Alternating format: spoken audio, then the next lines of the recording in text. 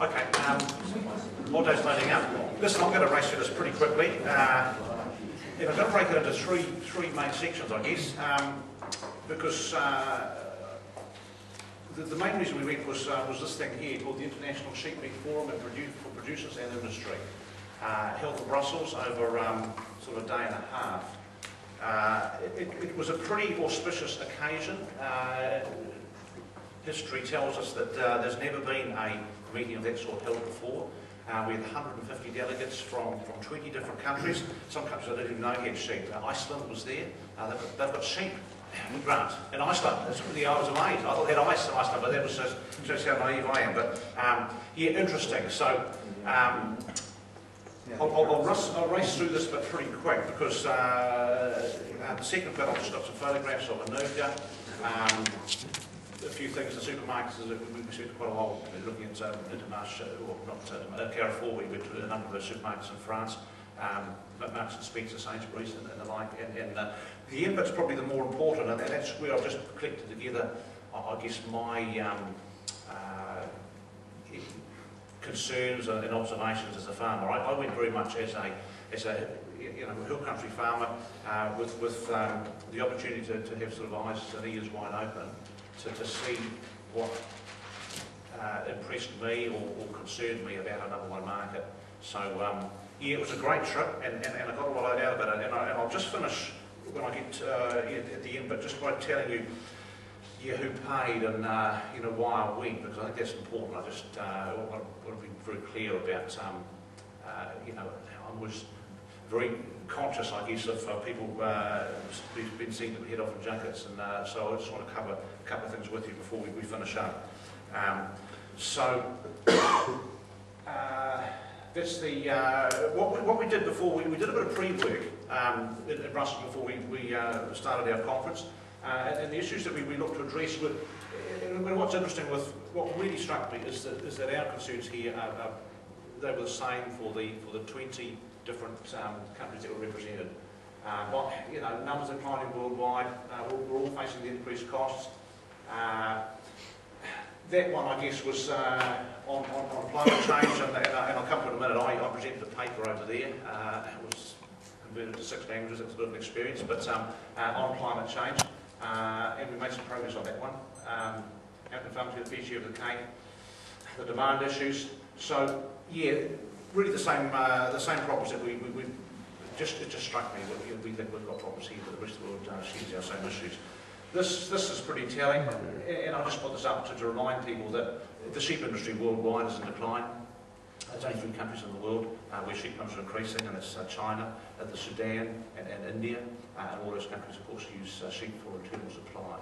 Other countries in quite massive decline, and that's just a random example, but you can see the massive fallback. Ireland, where we spend a day, they're down to 5 million sheep now, so the total number of lambs that they produce in their whole country is less than our 1 year fall off in lamb production last year alone. So some big issues, and they've got something like 131,000 sheep farmers over there with 5 million sheep. It's just bizarre, these guys running small units and not able to make a go of it at all. So what we did at this conference, we basically split it into 4 bits, 4 subjects. The first one was sustaining production and supply. And again, as I say, I'll move through this conference for 15 minutes pretty rapidly. And some of these things we've talked about the last couple of days. Again, I commented to a few people yesterday, we're the only country of those 20 that were there that's even worrying about law. It's a bit sobering. The rest of the world's given up on discipline strong law. So sure, we've got size and we've got quality, so I hope we can make something that's make it go. But profitability declining worldwide.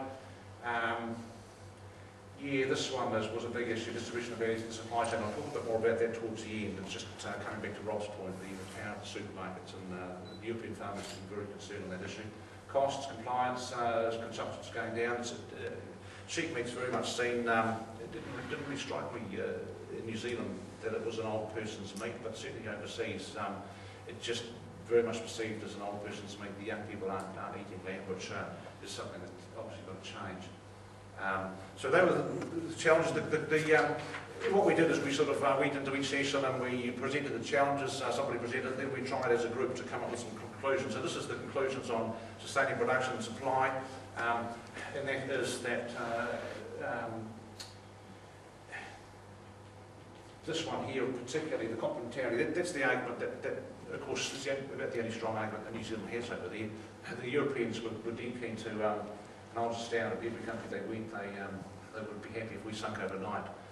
But we kept telling the story, and I must admit Mike Peterson and the Meat and Wool guys have been pushing for quite some time, is that the important thing is that we help the Europeans keep lamb on supermarket shelves for 12 months a year. They haven't got enough lamb to do that themselves, and of course working into the seasonality. It's just that complementarity. So our slices generally January through to June on European shelves, and they fill up the rest. So a lot of guys got pretty angry about shoulder supply.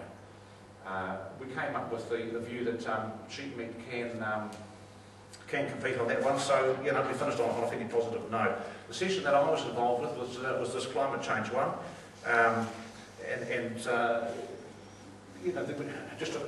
this one we came straight through the conclusions pretty much with the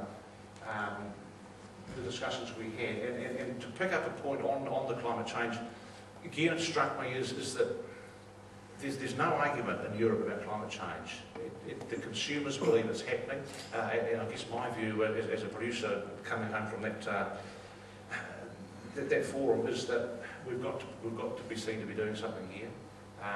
We can't put our heads in the sand and ignore it, because these guys, they're expecting that sheep producers, the old methane damage that's done to the environment is addressed. And we push, I guess the angle that we pushed over there with the address I gave was the fact that New Zealand is a world leader in some of our methane science. The only way we're going to solve this thing, we talked a lot about the issues of greater population, the fact that we've got another 50% increase in the world's population between now and 2050. We've got to feed them with protein, and we can't afford to allow climate change and I guess the mitigation of what ruminant animals do to affect the food production. So we need to use science, and John Keane touched on that with the fact that we need to lead a global alliance on R&D. So that was the conclusions we came on that session. All that stuff has been well done, mitigation, whole lot more research coming through. The third session, consumer expectations. This was a little bit interesting for me, because this is obviously stuff we don't see quite so much. So we had some of the producers, I guess, coming through with these issues. Seasonality again was a big issue. The push for leaner, more healthy meat, of course, for those that you were involved with the Tri-Land, Hamish, you were there, that's the push that the Tri-Land group between Australia, New Zealand and America is using, and it's working pretty well. Shelf space, Rob will be more aware of that than I am, with the issues that we struggle to get lamb on supermarket shelves in Europe. I've got a few photographs where these massive great supermarkets, Carrefours and the like, and way down the end there's a little wee bunch here of frozen New Zealand meat, lamb leg, and it's we've got a long way to go still. This was the conclusions we came to on this subject, innovation. So food farms, Rob doing a fair bit of this, isn't the bonus meal solutions, new products meet consumer demands.